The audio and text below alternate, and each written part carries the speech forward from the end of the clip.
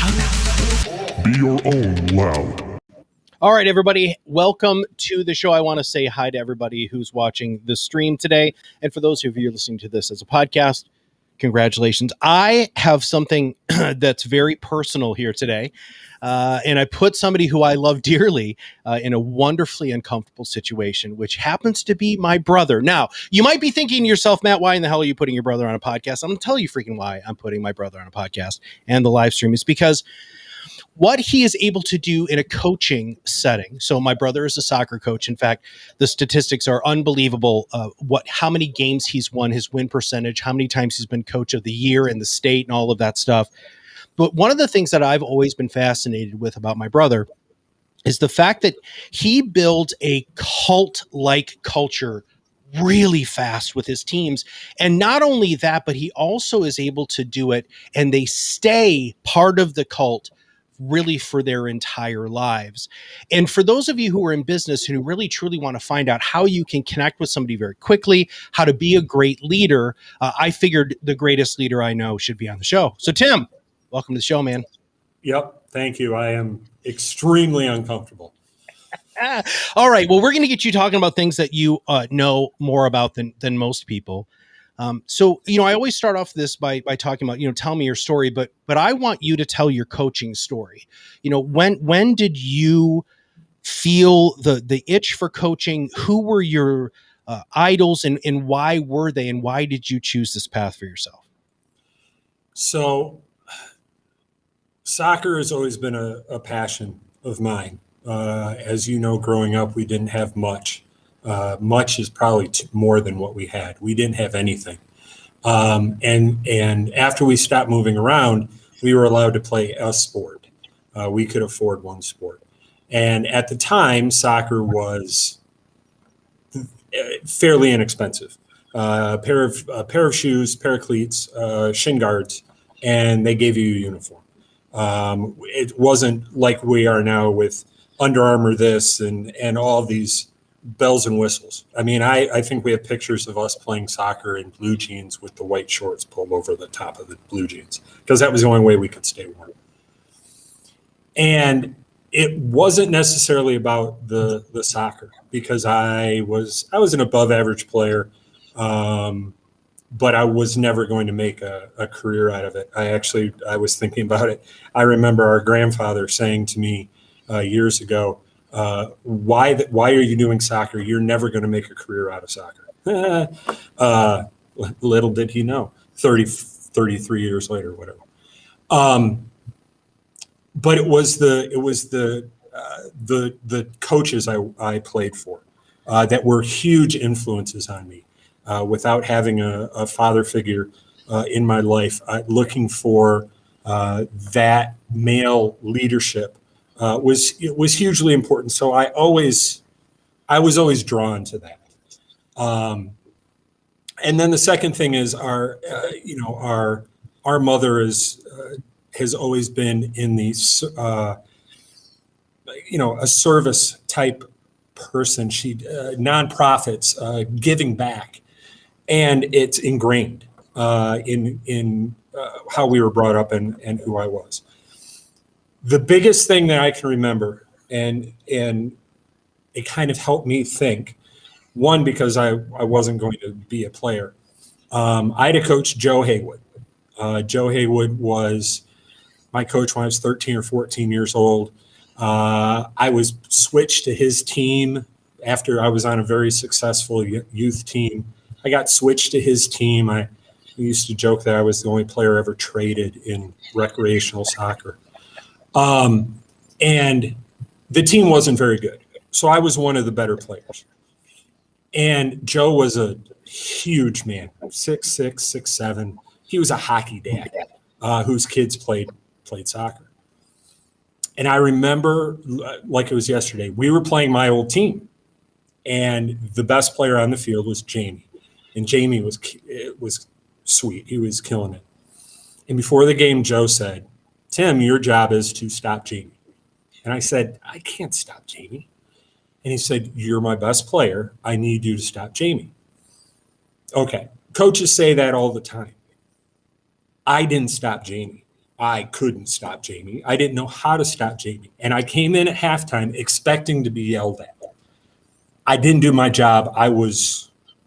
Jamie was killing us.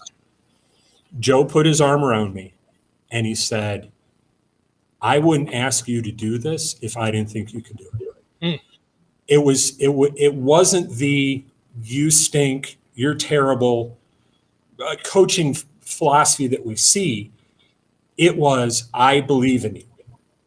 And it was amazing. I went out in the second half. I played much better. We still lost. But it didn't matter to Joe. I did my job, and I did what he needed. And that feeling to me was amazing. Fast forward, I don't make my college soccer team. I'm not good enough. I get asked to coach. My first coaching job was at 19. I had no business coaching a high school team at 19. And I ended up with my first head coaching job at 21. I was coaching girls soccer at 21.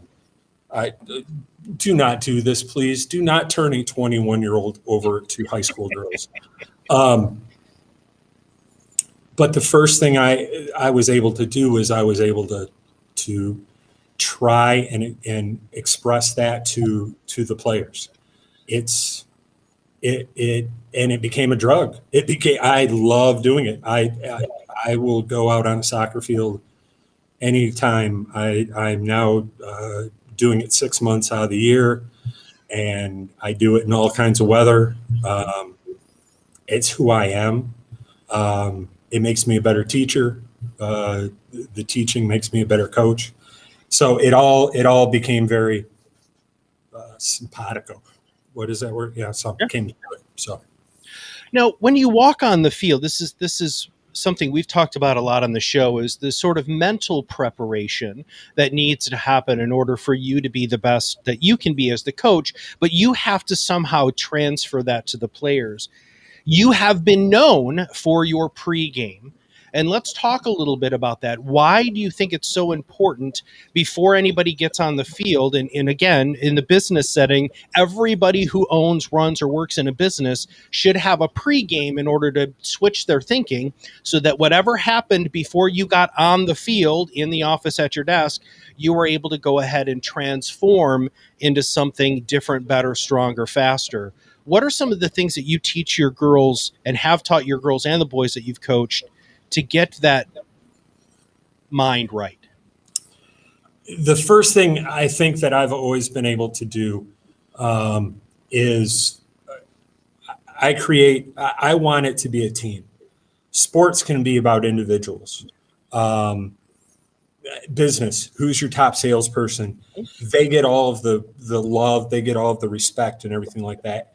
And part of it was because I wasn't the best player and I always wanted to be involved.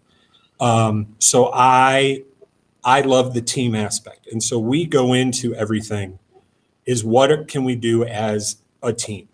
So when I talk to the players before a game, it is, we can do this. This is what we're going to do. I don't say, give the ball to number 10 and get out of the way. And we're going to win lots of games because number 10 is the best player on the field. I also try to make sure that number 10, who is the best player on the field, knows that she's only going to be better if everyone else around her is. So everything is based on that team aspect.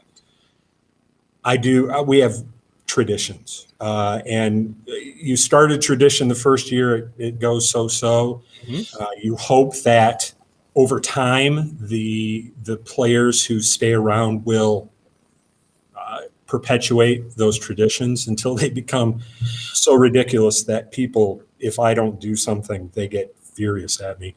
The first thing that we do is we have notebooks. They are given a notebook at the beginning of the year. I'm not a journaling person. I've never journaled a day in my life. I know I should, but I don't. But it's a journal. Write down your thoughts. What are you going to do? How do you feel? What's your best that you want to accomplish on the field? So they're focused on them. Then when I bring it together, I talk about how we're going to do those things together. We're going to take a little bit of everyone and put it together. I took it from Deadpool, but we're a jigsaw puzzle with all those little curvy pieces, and we fit together nice. Then I give them a team quote. I stole it from Albion College when I was at Albion years ago. The captains gave everyone a team quote. They actually hand wrote 25 team quotes. I've gotten it a little bit more tech savvy. That team quote is something that everyone on the team all reads. It is something that they all have in common. So I don't give number 10 a different quote than I give number 5. We all have the same quote. And then the last thing we do is we walk. Years ago, I read about the Canadian national volleyball team. They were struggling going from practice to games, that transition. And the coach at the time, from the locker room to the floor, painted like red to white. So they're national colors, but they start in red, and all of a sudden they got to white. And once they got to white, it was game time. They knew it. So they could take their own time. They could go fast, they could go slow. It was up to them. And so my teams all walk before a game. We have a distance that we cover. We do it together. You can hold hands, you can lock arms, you can be individual, whatever. That is the time that they process what they're about ready to do. I've already given them my pregame talk. I've already talked about what we're trying to do, so that when they get back from that walk, it's time. Now let's go play. Well, one of the things that you told me many, many years ago, which seems counterintuitive and not something that a lot of you will see in games, but I remember going to one of your games and you didn't. I was like, you're not doing anything, dude. You're just like walking back and forth and, subbing people out, or every once in a while patting people on the back. But you really don't say very much when it's game time. What is the philosophy behind that? I think soccer is a little bit different sport than a lot of other sports, and I'm not bad-mouthing other sports. In football, the coach calls every play, and that's the play they're going to run, and that's what they have to do. Basketball, you bring the ball up the court. The coach makes that call. Soccer is a different sport, and it's free-flowing. There are no timeouts. There are no stoppages. And so I learned a long time ago through coaching licenses and reading and stuff like that, soccer is a player's game. Mm-hmm. We're here to really, on game day, we should just roll the ball out and they should be ready to play. If I do my job right, I don't have to do my job during the game. My job is done during practice. My job is trying to get every single person as mentally prepared as possible. That doesn't mean I don't make tweaks. I don't make subs. I don't do those things. I learned a long time ago that yelling at people, dictating what they're going to do, doesn't make people succeed. Youth sports, you have parents in the stands always screaming, Johnny, kick the ball this way, kick the ball that way. Well, two things. First of all, Johnny doesn't hear you. Johnny's too focused. You're just yelling for your own benefit. Johnny's not listening. But the second thing is, you're telling Johnny what to do. Johnny doesn't know what to do. And when it comes time for you not being there, Johnny's going to turn and go, well, what the hell am I supposed to do? There's no one to tell me what to do. So it's a joke. I sit in a camping chair, partially because I'm old, but I've been doing it for 20 years, so I don't know what my excuse was before. I sit in my camping chair, and the joke is, if I get out of the camping chair, something's wrong. Yeah. They're like, uh-oh, coach got up. because that's actually that's one of my favorite pregame speeches. Right before I send them on the field, I bring them over. I go, "Hey, I don't want to get up today. I don't want to stand up. I'm tired. Make it so I don't have to stand up." And it's not how everyone does it. There are coaches who say you have to pass the ball from A to B, and that's the only pass you can take. I'm not on the field. I'm not in it. I can't see exactly what they can see. So when they come off the field, I say, "Hey, what about passing from A to B?" And they'll say, "Well, I saw this." Great. In the future, A to B might be an option that I want you to see. So I hope to train players to think for themselves, because I don't have enough energy to think for 11 people all at the same time. Well, and the fascinating thing about this for the people who are listening is this is the perfect way and a perfect mantra for you to think about when you're running your business, right? You hire people, you train them, you should let them play the freaking game, right? Let them go, because, in sports, the W's and the L's and the T's are very easy to find. The wins, losses, and ties are easy to find, where that's not always the case in business. When losses are maybe a little bit more nebulous or wins are a little bit more nebulous, and Lord knows nobody wants a tie in business. But letting them play and setting clear expectations, that's one of the other things that I wanted to make sure I highlighted when I was talking to you, Tim, is you set very clear expectations with your players. Look, don't make me get out of the chair. Do what we worked on. So many of you who manage people are constantly walking around telling people and checking on people instead of giving the autonomy, the freedom, the professional courtesy and respect you should to let them play the game. Now, let's talk about the wins, right? So it's fascinating to me because I've seen you win, your teams win, and I've seen your teams lose, and there's not much difference with you, right? Why is that so important for you to kind of stay that even keel no matter if you get a win or a loss? So one of the questions you said you might ask me is what's something I wish someone had taught me years ago. Wins don't matter. And that's totally against the American way. That's totally against our mindset. In sports, and soccer is a little bit different, but in most sports, there's only one winner. You either win or you lose. And if you base everything on a win,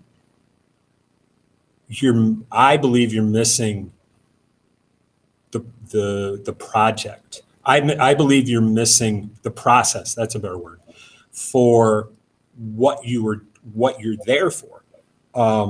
I teach kids how to kick a stupid little ball up and down the field. In the grand scheme of life, where else are they going to use that skill? They're not going to become professional players. Just the numbers don't work that way. And if they do, it's the 0.1% of players that I've had. So I'd love to win. But the crazy thing is, you talk to my players, there are times where we win and I'm more angry at them than if we lose. Because it's not the final result, it's the product on the field. If they do what I ask them to do and we lose, well, then either I didn't ask them the right thing or our best wasn't good enough. And I don't want anyone to feel worried about where their best is, because it's their best. And in sports, there's always going to be someone bigger, stronger, faster. That's just the way it is. I also learned years ago, because I have been very successful, it didn't change me. I've been lucky enough to be a part of 3 state championships. I've also lost 2 state championships. The difference in the bus ride home, besides me just being sad, I woke up the next morning. I didn't have a crown on my head. I didn't get a big contract. The first time I ever won a state championship, my athletic director gave me a little plaque and he spelled my name wrong. I mean, it didn't change. And so if my players can walk off the field, self-evaluate, how did they do? Evaluate with what the team did. Sure, we love to win, but it's the process of getting to where we can win. Mm-hmm. And if we do the things that I think we are capable of doing, and we play together, and we are the family that we strive to be, we're successful more than we're not. Yeah. So one of the messages that just came through from Sarah, who I think was the person who coached with you, right? Yeah. She's still a fan, right? How do you think that this experience that you take your players through, why do you think it sticks with them? And I told a story on one of the first podcasts I was ever on, that if Tim Hale, which was a mutual soccer coach of ours, who I hated him dearly for many reasons, mostly because he was very, very, he was just, anyway, whatever. If he showed up and he said, Halloran, we're going to go run 3 miles, I would probably do it. Right. And the reason why is because there was something about the way he motivated me that at almost 50 years old, now I couldn't run 2 miles, right. But you know what, I'd try. So why do you think that this system that because it's a system, right? Why do you believe that this system has stuck with people and allowed them to take what you've taught them to be successful without kicking a stupid ball up and down the field? So I asked this question. I called Sarah, who played for me for 3 years and then coached with me for 7 or 8. And she was around. I coached her sister. I coached her brother. Her parents have often said, if anyone is in our house says the word coach, they're referring to you. And they've played multiple other sports, college sports, is whatever. I'm coach. And I asked the kids to call me coach. I don't want to be called Coach Halloran. I don't want to be called Mr. Halloran. T. Hal floats around behind my back. I think coach is a respectful but approachable. Mm-hmm. There's something there. And so I talked to Sarah. I talked to my current assistant coach. I looked back at some of the notes I got from people. I start off every season after I've selected my team, and I give them a player evaluation. And that evaluation says, first and foremost, is soccer even your favorite sport? And the kids, they all freak out. I can't put this down. And I say, no. I want to really know. Do you like basketball more? Because if you like basketball more, can I relate something to what I know about basketball so you can better understand what I'm trying to say? I say, what are your weaknesses? What are your strengths? How do you like to be coached? Are you someone who likes to be yelled at? Are you someone who likes to have the arm put around them? Are you someone who doesn't want any conversation for the first 5 minutes when you walk off the field because you're going to bite someone's head off?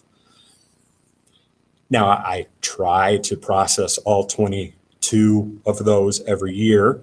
And I don't do it every year for every player. Once I've had it once or twice, I focus on the new players. But everyone I've talked to said, you were interested in me. I wasn't number 10. Mm-hmm. I wasn't your starting goalkeeper. I was Sarah. And it mattered to you. You cared about me. Joe Hay would put his arm around me and said, you can do this. And I believed him. And I felt like in that moment, he trusted and wanted me to be successful. And I want that for my players. And so as the years go on, and I see people, they remember. that they weren't number 10 to me. I'll pick on Sarah. Sarah hated to run. She picked the wrong sport. She will say right now, she hated to run. But I knew she didn't like to run. So I tried to get her to understand why I needed her to get to the fitness level that she needed to get to, no matter how bad she wanted. She also, I joke about this with her all the time, she ate cookies and French fries every day at school. And so we brought in a dietitian one year because I wanted the players to understand there was more to it. I believe that I am trying to prepare players to be professional human beings, not professional soccer players. And a lot of coaches in their mind, I think they want to say, I've got professional soccer player. I brought around this professional soccer player. Mm-hmm. And so they focus on that. I don't focus on that because I know the odds of that are very, very slim.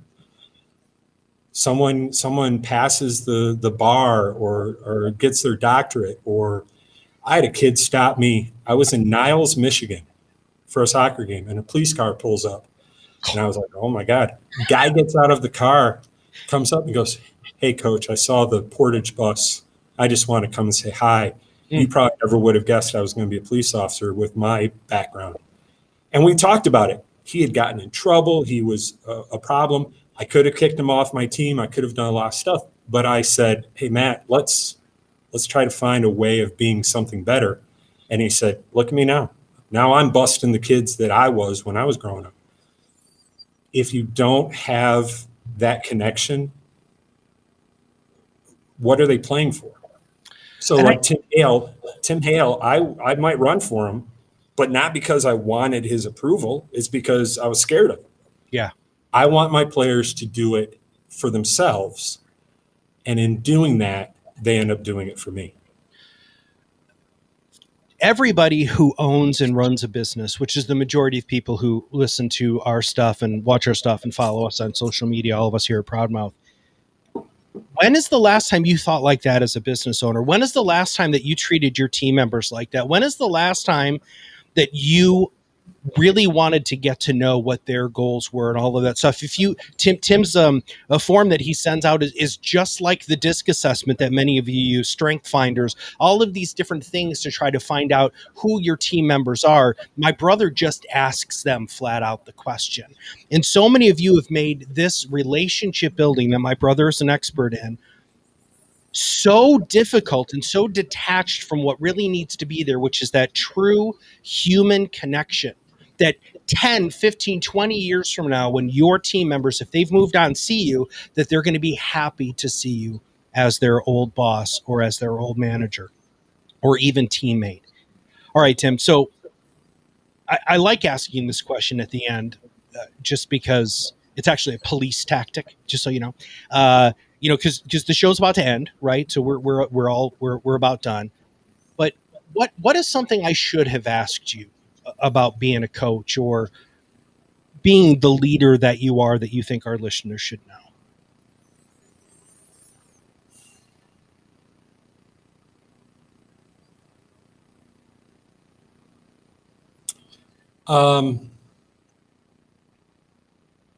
You're asking a tough question for me because I'm not a big fan of thinking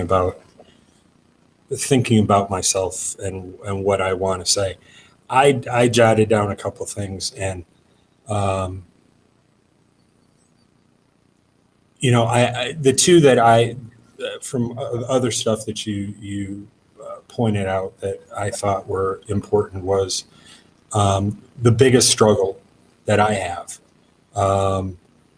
For me, it's parents, but it's the outside influence. Understanding that there's often a need to get a buy-in from other people.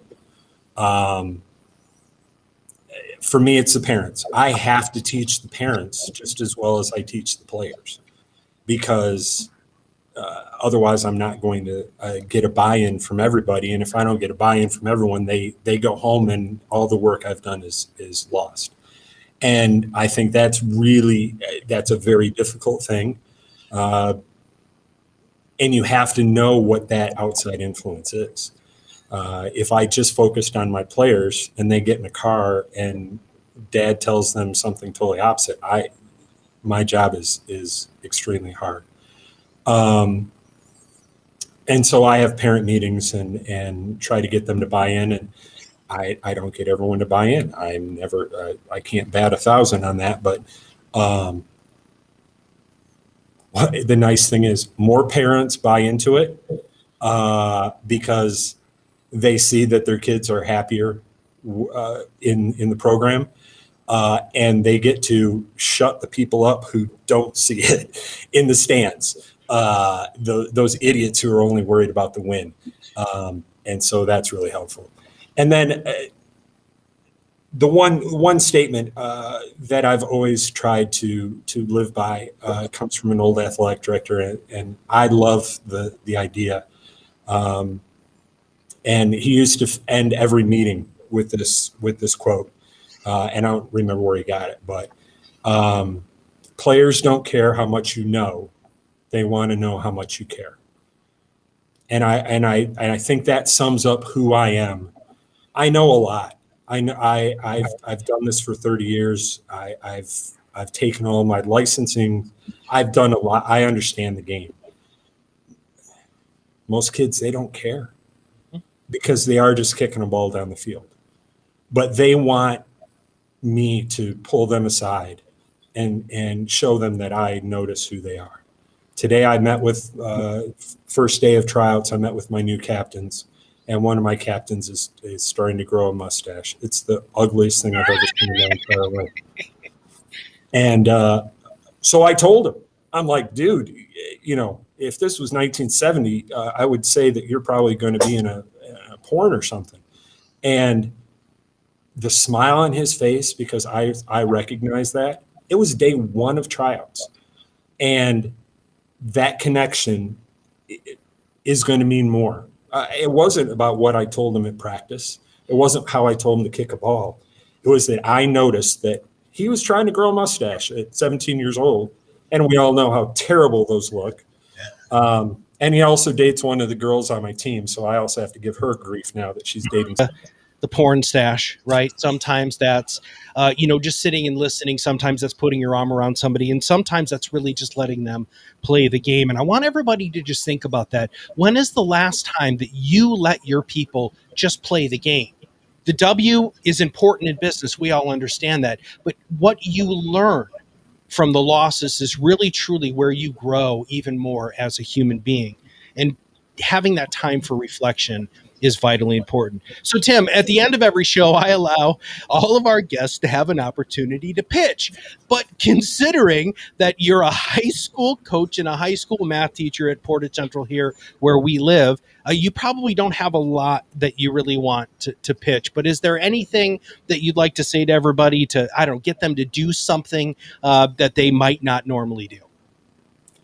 Well, first of all, having you as a brother, you've been my hype man for a little while, which I appreciate. So if anyone has any questions, comments, you want to hire me for something, I don't have a website. It's a school website. You probably couldn't find it. Go to Matt. He's now my manager. He's going to take, I'm only going to give him 2%. I'm not sure what the manager rates are, but 25, but that's okay. We can negotiate. You're my brother. I'm your older brother, and you get 2%, and you'll be happy about it. No, I appreciate it. It's difficult for me to talk about this because I'm successful, but I've always said it's not me, it's my players. Right. But I'm told on a regular basis that there's more to it than that. So I appreciate being on. I hope it made sense. You'll find out because you'll find out. And yes, it did make a lot of sense. And, there's been a bunch of comments in our feed here, talking about how, trusting the process. Mark says that, Lisa, who's actually our chief operating officer, has coached girls soccer forever. She said that this was a great episode that every coach should listen to. But I don't think it's just the coaches. I think it's the parents, and I think it's the business owners, which a lot of you have a lot of those overlapping things. In fact, I just talked to a gentleman earlier who's a coach. He's a business owner. He coaches his girls, and he's also obviously a parent who sits in the stands. And I want you to think about that. And especially as a business owner, a lot of times, not making the boss get out of the chair for those of you who are the team members supporting a business is a really great focus. And then for those of you who are business owners, showing that you do care, that you really, really care, that you're there for them and you're there for their own success, and try to show that you care, because it is so much more than just the wins and the losses. It's making that real connection. What's that quote? Read the quote one more time, Tim. Players don't care how much you know. They want to know how much you care. And with that, for my brother and for all of us here at Proudmouth, if you have not subscribed to the live stream, make sure you do, because you can get notifications when the live stream comes out. And then you can also go ahead and follow us, of course, on social media. We are here to do whatever we possibly can to help you rise above the noise and be your own loud. Sometimes that's on a field. Sometimes that's learning from a coach. Sometimes that's learning from somebody else. But it's all here to help you figure out how you can be comfortable in your skin so that you can be the best you can possibly be. So with that, see you on the other side of the mic very soon.